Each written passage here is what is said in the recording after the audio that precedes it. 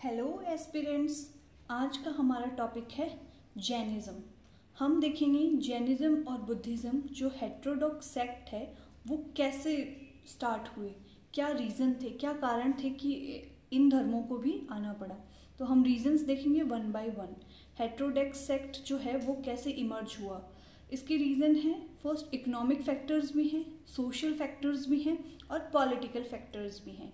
तो हम स्टार्ट करते हैं इकोनॉमिक फैक्टर्स के स्टार्ट करते हैं। इकोनॉमिक फैक्टर्स हैं वैश्यास लुक्ड फॉर न्यू रिलीजन। हमने देखा था कि वर्ण सिस्टम था पहले जिसमें 4 वर्ण होते थे, सबसे ऊपर ब्राह्मण, second Kshatriya, third Vysya and fourth शूद्रा। तो जो वैश्यास थे वो थे बिजनेस पर्सन्स, तो उनके पास जैसे जैसे थोड़ा धन आने लगा तो वो लोग चाहने लगे कि उन्हें इक्वलिटी मिले, तो वो लोग एक नए रिलीजन की तलाश में रहे। सेकेंड था non violence. Third use of iron in agriculture. Agriculture में जो था वो आयरन का यूज़ होने लग गया था, तो ये भी एक इकोनॉमिक फैक्टर था जिससे लोग नए रिलीजन की तरफ ज़्यादा अट्रैक्ट हुए। सोशल फैक्टर क्या था, रिचुअल्स जो थे और वो बहुत ही कॉम्प्लेक्स सेक्रीफाइसेस थे, बहुत ही हार्ड रिचुअल्स थे जो एक आम आदमी के लिए रिचुअल्स करना बहुत मुश्किल था क्योंकि ज़्यादातर जो रिचुअल्स वगैरह होते थे वो ब्राह्मण वगैरह ही करते थे, बाकी जो वर्ण के बाकी जो लोग थे उनको उनसे एक्सक्लूड करके रखा जाता था। जैनिज़्म और बुद्धिज़्म के बहुत ही सिंपल आइडियाज़ थे कि सब लोग इक्वल हैं, ऐसा करो और ये करो, कोई हार्ड रिचुअल्स नहीं थे, कोई कॉम्प्लेक्स सेक्रीफाइसेस नहीं थे जो कि आम से आम आदमी भी आराम से कर सकता था। काफ़ी नए सारे ग्रुप्स का राइज हुआ, इस कारण भी लोग जैनिज़्म और बुद्धिज़्म की तरफ अट्रैक्ट हुए। और सबसे मेन एक रीज़न था जो डिस्क्रिमिनेशन था।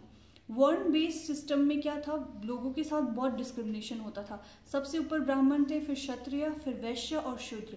तो शूद्र और जो वैश्य थे उनके साथ काफ़ी डिस्क्रिमिनेशन होते थे और जैनिज़्म और बुद्धिज़्म ने सबको इक्वली ट्रीट किया, तो लोग जैनिज़्म और बुद्धिज़्म की तरफ बहुत ज़्यादा अट्रैक्ट हुए, इसलिए जैनिज़्म और बुद्धिज़्म इमर्ज हुए।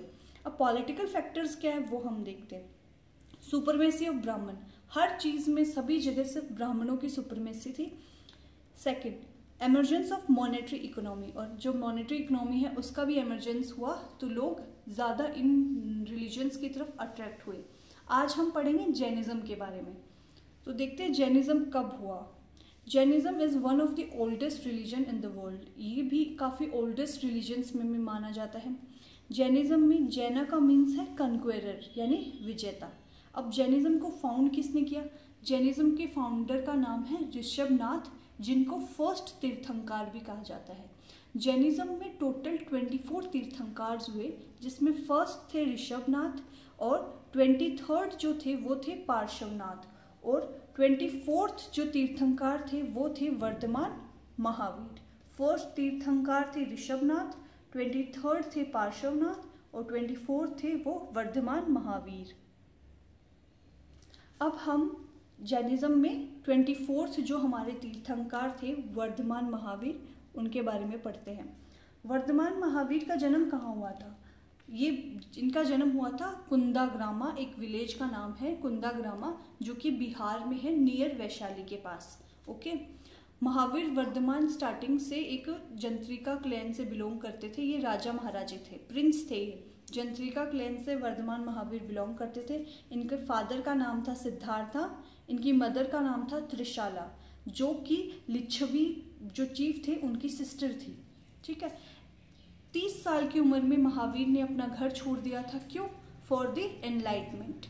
Eight the 42 years of age, 42 year की एज में इनको फाइनली एनलाइटमेंट मिल गया, जिसको इन्होंने नाम दिया कैवल्य ज्ञान इन्हें प्राप्त हुआ।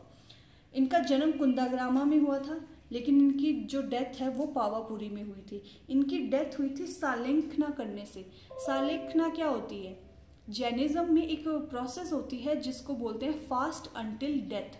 जब तक आपकी डेथ नहीं हो जाती तब तक आप फास्ट करते हो, और ये जो फास्ट है वो वॉलेंट्रीली होता है, कोई ज़ोर ज़बरदस्ती से नहीं होता। इस प्रोसेस को बोला जाता है सालेंखना भी बोला जाता है और संथारा भी बोला जाता है। तो सालेंखना करके ही महावीर की डेथ हुई थी। इन्होंने अपना फर्स्ट सरमन कहाँ दिया था, इन्होंने अपना फर्स्ट सरमन पावा में दिया था। ओके, अब हम देखते हैं कि जैन फिलोसॉफी क्या कहती है। भाई जैन फिलोसॉफी क्या कहती है कि मोक्ष कैसे मिलता है।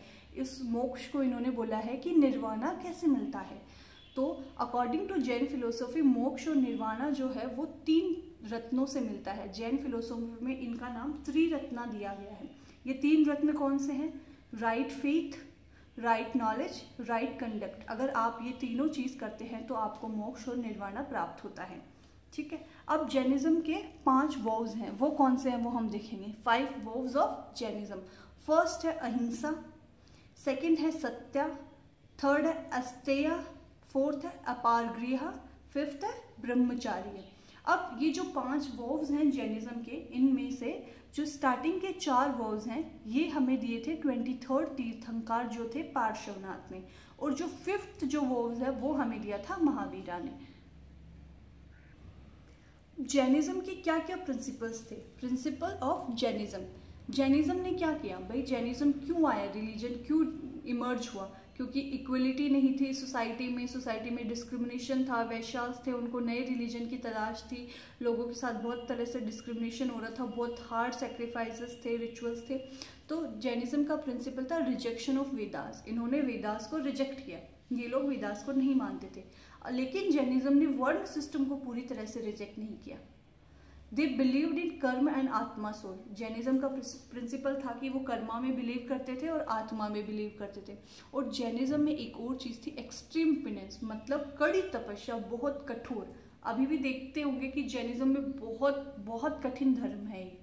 ठीक है, अब सिंपल सी बात है, एक रिलीजन जो इमर्ज हुआ है, जो लोगों को अट्रैक्ट करने की कोशिश कर रहा है, लोगों में इक्वलिटी दे रहा है, डिस्क्रिमिनेट नहीं कर रहा, तो वो ऐसी ही लैंग्वेज में अपने टेक्स्ट लिखेगा जो आम लोगों को समझ में आए। क्योंकि जो दूसरा हिंदू धर्म था हमारा पहले, उसमें संस्कृत लैंग्वेज यूज़ होती थी जो कि सिर्फ ब्राह्मणों को समझ आती थी, आम जनता को नहीं समझ आती थी। तो जैनिज्म ने लोकल लैंग्वेज अपनाई जो कि थी प्राकृत। तो जैनिज्म की जो टेक्स्ट है वो लोकल लैंग्वेज में लिखे गए थे, प्राकृत। जैनिज्म को रॉयल पैट्रोनेज भी मिला। पहले के एंशिएंट टाइम के जितने भी राजा महाराजा थे उन्होंने पैट्रोनेज दिया था जैनिज्म के। उनमें से कौन कौन?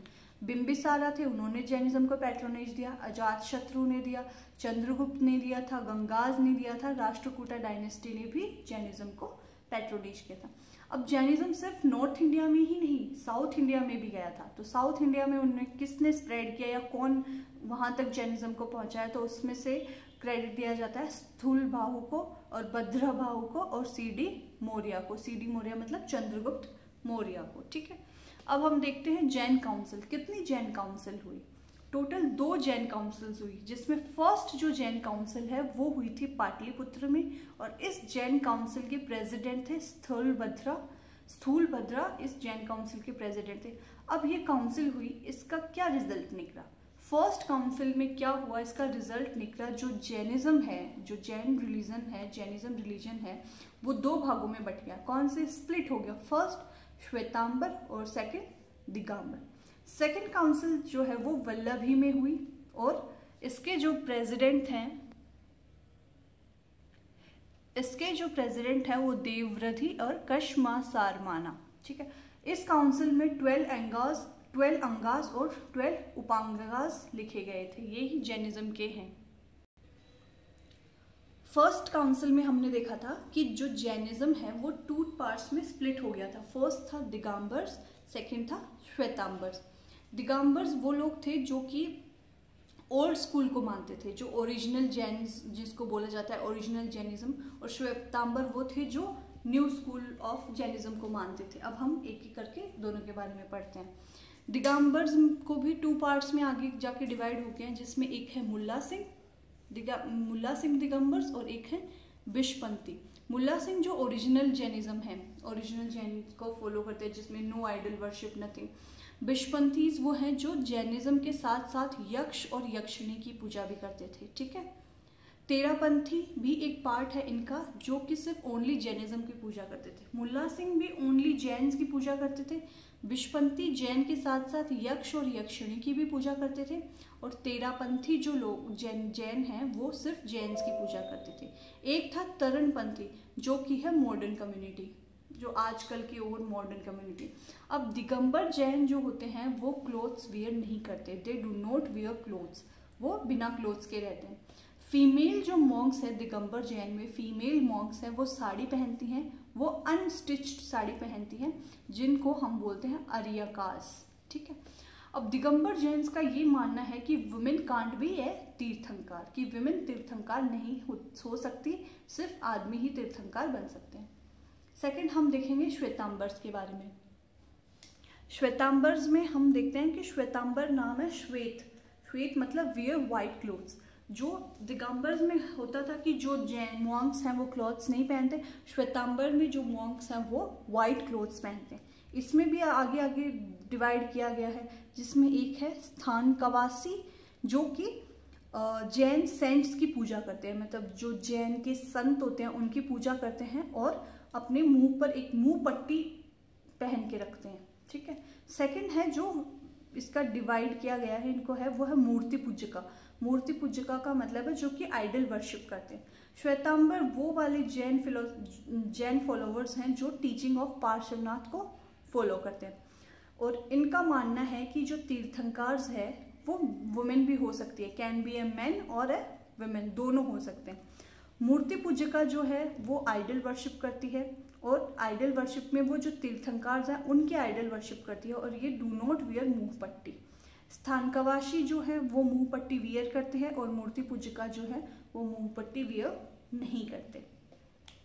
तो ये है difference between Digambars and Shvetambar. Next हम देखते हैं ये जो हैंड बना हुआ है और इसके अंदर व्हील है, ये जैनिज्म का सिंबल है अहिंसा का। जैनिज्म में ये अहिंसा का सिंबल है, wheel in the palm of hand. ठीक है, ये हमारा जैनिज्म कंप्लीट हुआ।